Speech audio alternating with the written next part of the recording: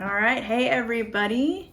We are back with another video. Yes. As you can see, we are out of MIQ. And I got a haircut. Ooh, yeah, I am still waiting on mine. As you can see, my color is badly faded. It's just been hard to coordinate my schedule with the schedule of the hairstylist. Yep. So anyways, something to look forward to. I want to give a big shout out to all of our new subscribers. That's amazing. 130? That's crazy. I never thought we'd get more than 10, like Like our family. our parents and our siblings. So glad to know this has been useful for some people, interesting for others. Yeah. Yeah. Thanks again, Liz. Yeah, I guess it's really a big shout out to Liz, right? Yeah, it's really got nothing to do with us. Yeah, no. So we are currently in Dunedin. It's been about 9 or 10 days since we left MIQ. We just want to talk about our first week out of MIQ and everything we've done. I'm not going to talk about Dunedin right now, except for to say we love it. It's an awesome city. I mean, it's a horrible city. Don't move here. Super cold. Stay north. There's no sunshine. Yeah, There's ugly. people everywhere. Everywhere. No Traffic. No sheep. It's an awesome city. We'll do, I'm sure, multiple videos about living in Dunedin, but not this video. This is more for A recap. a recap and kind of what to expect for anybody immigrating to New Zealand, coming out of MIQ. Yeah. It's been very, very busy and exhausting. Mm-hmm. So just prepare yourself. Definitely take time off. We took a week off, which we spent most of that time driving, but Yeah. it helped. Yeah. Yeah. So the first thing we did when we got out of MIQ was we bought a car. We named it Biscuit. Yes. I love Biscuit. It's a Subaru Outlook. Yep. Outback. Did you call it Outback? I call it Outlook. It's not called It should be called Outlook. I don't think Microsoft would like that too much. It's an Outback for everyone else out there. Yeah. Yeah, it's great. It's basically a station wagon, all-wheel drive, 4-cylinder boxer engine. Yeah. Yeah. It's great. We spent more than we were planning on, but we hope that we'll have this for a very long time. Yeah. Shout out to Budget Car Sales, right? Yeah. Yeah. Tomo. Tomo is an awesome sales rep there who helped us out, and just a great guy all around. We really like him. Yeah. I'm gonna make Brian do a video just on the process of buying a car. Yep. It did take all day. It was quite a process. Part of that was getting to know Tomo, Yeah. so But it might not take you all day. anyways, we're not gonna talk too much more about that. No. We'll do a separate video on that. Yep. We're very glad that we bought the car though. Very glad. Our original plan was to come here without a car. We're like, we'll just walk everywhere and take public transit or Airbnb, Uber. But I'm so glad we have one. Mm-hmm. It's made it so much easier to get around, buy stuff, go shopping. Yep. We do recommend getting a car. Yeah. So we bought our car in Auckland. Manukau.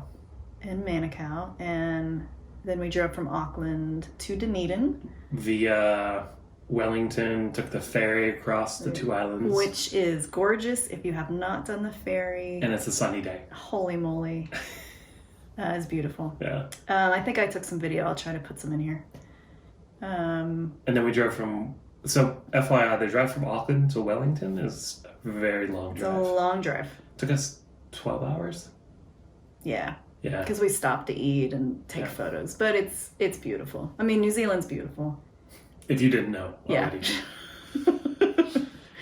Yeah. Wellington, we love. Such a cool city. Best Indian food of our life. Oh, it's so good. In Wellington. What's the name of it? Can't remember the name, but I'm going to pop a photo up here. Yeah, we'll pop a photo so you all can see it. see. Go there. The chef is amazing. The food is Oh, unreal. Yeah. We've eaten a lot of Indian food all around the world. All over the world. And this is the best Yeah. Indian food So ever. shout out Yeah. to that guy. Yeah. Then made it to Christchurch. Yep. Saw my recruiter, Kristen. Hi, Kristen. Hi, Kristen. Which if you need a recruiter, Accent Health. Accent Health, Kristen. Yep. Amazing. She's awesome. Yeah. Not only help her get a job, but she's just a wealth of knowledge. Because when you're doing this, as you know, you have so many questions, and she's just there. She's got all the answers, and super helpful. Yeah. And Christchurch is a pretty cool city, so we definitely want to go back and explore more. Yeah. Got to see a friend of mine, Alan, who I met when I first came here on the plane. He sat next to me, invited me over to his house, got to meet his family, which was strange to me because I was like, you don't know me, and you're inviting me to your house for dinner, which is, I guess, a New Zealand thing. And we're learning. Yeah. It was really cool. And he's an awesome, awesome guy. So it was cool to see him for a little bit, and I'm sure I'll see him again in the near future. Yep. Yeah. And then I made it down to Dunedin. Yeah. And the South Island. I've only seen a small part of it. Wow. Yeah. Pretty fantastic. Just you wait. I know. I can't wait to get to the fjords. So much exploring to do. Yes. What we wanted to focus on in this video, of course, we've already rambled for 4 minutes. It's going to be a short video. So we don't really know what this video is about. Bourbon. Cheers. Oh, yes, bourbon. Yeah, cheers. Yeah. Cheers, everyone. I'll drink when I'm not talking. Is, of course, we have to talk about the emotional aspects of it, because that's kind of our thing, right? Yes. And I will say the first week, especially the first few days of settling into Dunedin, were totally overwhelming and exhausting. By the end of the day, just so tired. Everything's new. And even though you think it's not that different, there are some big differences. So one of the big differences from the US to New Zealand is finding things. In the US, we have these huge mega stores everywhere you go. You can go to one or two and buy everything you need. Not the same in New Zealand, which I actually love. But when you don't know where to find anything and you need to find stuff because you're brand new to a country, you spend a lot of time going here, going there, going to that grocery store, going to this furniture store. Yep. It's more going there just to figure out what they sell. Yeah. Than actually going there to buy something. So I think we went to 3 or 4 stores when we first got here. In one day. And then the next day, again, multiple stores. We don't have any favorite restaurants. I mean, we do now, but the first week you don't know where the coffee's good. You don't know what brands you like. There's so much that you just don't know. And by the end of the day, you're just a little irritable and you're just a little tired of not knowing anything. Yeah. So we definitely had some moments where we were like, oh, why did we come? But more like, gosh, I can't wait until we're 3 months down the road. Yeah. And we're still dealing with that. We're still running a lot of errands. Yep. So other things we've had to do, besides buy a car, is finalize our bank account. I'm going to let Brian talk about bank accounts briefly. So real quick on bank accounts, I'll talk about BNZ. They pronounce the Z as Z. Yeah. But for those of you who speak the American English, it's BNZ. It is a pretty good bank. It came recommended by a friend. And one of the nice things about this bank, and I'm pretty sure other banks have something similar, is you can set this up before you actually get over here. So I didn't know that until we were in quarantine, at which point I went online, submitted the thing that we're international, and they processed everything within about a day. So we got our bank account number, which was important for setting up the loan for our car, as well as some other things that was really useful to have. And you can start putting money in right away. You cannot, however, pull anything out. And you can't have your loan payment come out of it until it's set up, fully set up.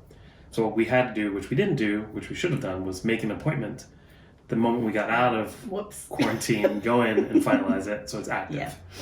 We didn't do that. I did not read all the email. So we just went to a bank when we got down to Dunedin, thinking we walk in, say, can we finish this? And they do it. But no, we had to make an appointment, and it took another... 5 days. Yeah. And where that matters, I mean, not only for a loan payment for a car, but in order to be paid in New Zealand, you need an IRD number. Yeah. You cannot get that until you have a statement from the bank once it's finalized. So I had to wait a week to get my IRD number. I don't think it's going to delay my paycheck, but it could have. And IRD stands for Internal Revenue Department? Don't quote me on that. Yeah. But it's their IRS, it's their tax department. Yeah. So for us, we have Social Security numbers. In the US, you get an IRD number, which is like, it's basically a tax number. In New Zealand, Yeah. you get an IRD number. Yeah. And the IRD number takes a couple days to get. We did request it to be sent urgently. Yeah. So I actually got mine in less than 24 hours. But still, that just added a layer of stress that you don't need the first week. I also started work, within 4 or 5 days of being in Dunedin, which is a whole nother level of stress and not knowing. And I'm sure I'll talk about that at some point. It's going great, but the first few days were definitely overwhelming. And then getting off work and having to do all these errands.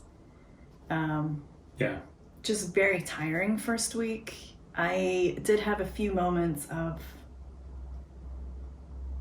not regretting moving, but sort of like missing how easy life was in Vermont, where we knew everything. And but at the same time, we had our we don't like that friends. also. I know, we get bored. with We that. get bored, but I just, for anybody who's going through the same thing, don't attach those feelings to the country or to the city Or to the experience. No matter where you go. If you're moving abroad, it's just so new and there's so much to learn. You're just gonna have moments where you're like, what the hell?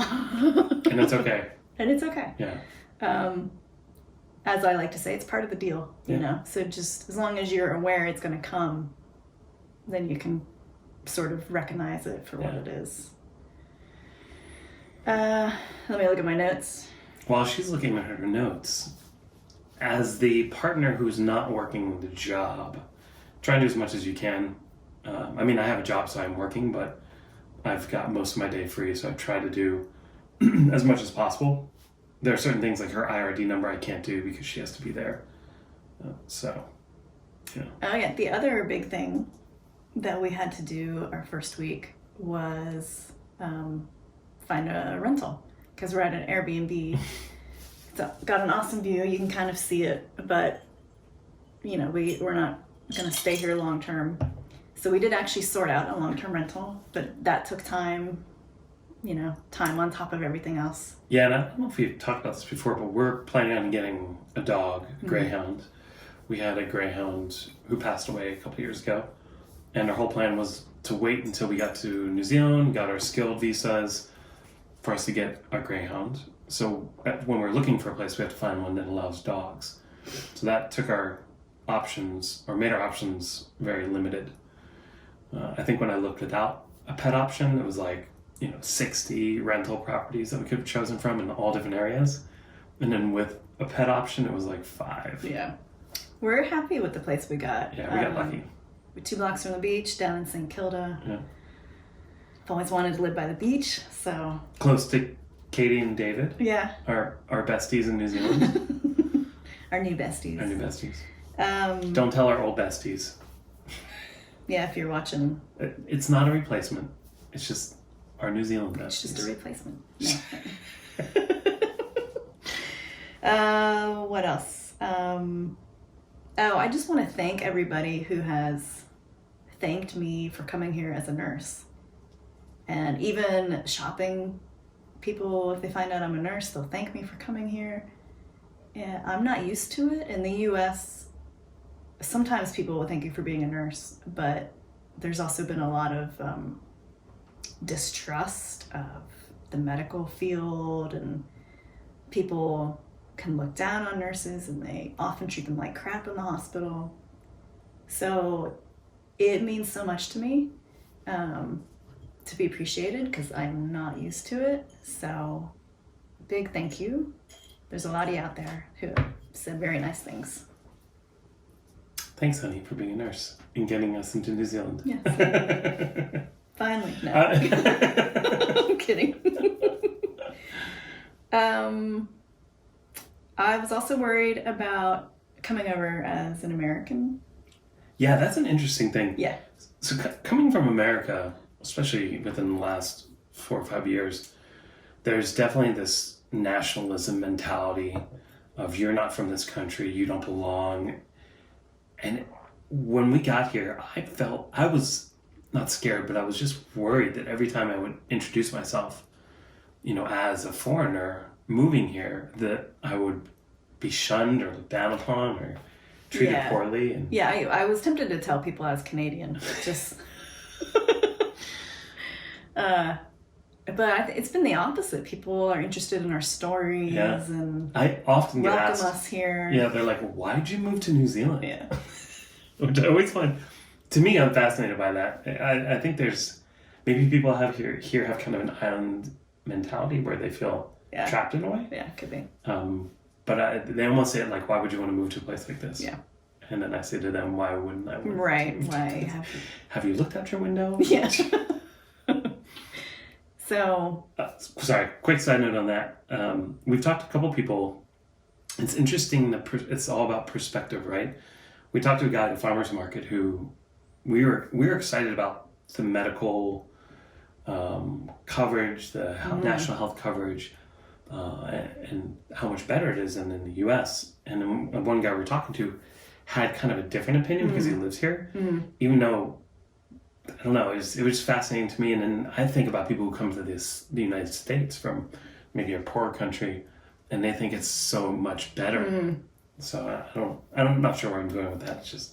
No, but that reminds me, the really cool thing is that even though we had sort of differing views, we could discuss it in a calm, logical manner. There wasn't like, in the US, you can't talk about anything anymore without somebody getting upset or thinking they know everything. There's no more like logical discourse. And it was so nice to just have a conversation about it and just be like, oh, I hadn't thought about that. Good point. And vice versa. And so logic. Imagine that. Goes a long way. Anyways, we are pushing along on this one. What's our... 18 minutes. Oh, shit. All right, I think we should probably wrap it up in about 2 minutes. What else we got? Wow, I don't know. We might have to cut this in 2 videos. There's just so much to say. All right, so let's do this. So we're going to cut it here. Yeah. We don't want to make you stick around for another 18 minutes. No. So stay tuned. We'll do part 2 of this video. And hopefully you've enjoyed what we've talked about so far and we didn't ramble too much. The next video will be drunker, so it will be even more fascinating to watch. Yeah. Just to recap, we love it here so far. Yes. And thanks to everybody who's commented or subscribed. And just to all the random people who have helped us. Yeah. Y'all are awesome. What she said. That's it. Bye, Al. Did we just do the same way at the same time? Yeah, we did.